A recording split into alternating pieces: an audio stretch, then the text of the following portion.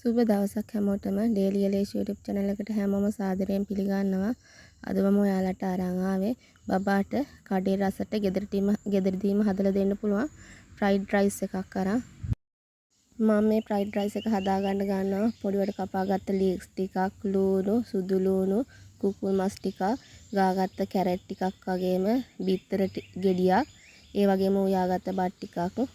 මුලින්ම මම ෆෑන් එකට බටර් ටිකක් දාගෙන ඒකටම කුකුල් මස් ටික දාගෙන බැද ගන්නවා.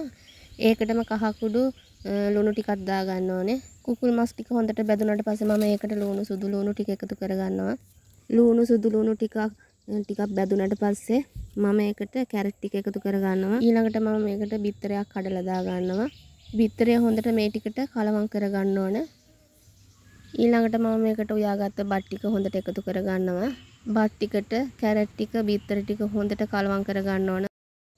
අවසානයේට මේකට මම ලීක්ස් ටික එකතු කර ගන්නවා. මට අවුරුද්දකට වැඩි බබෙක් ඉන්න නිසා මම මේකට ගම් මිරිස් ලුණු ටිකක් එකතු කර ගන්නවා.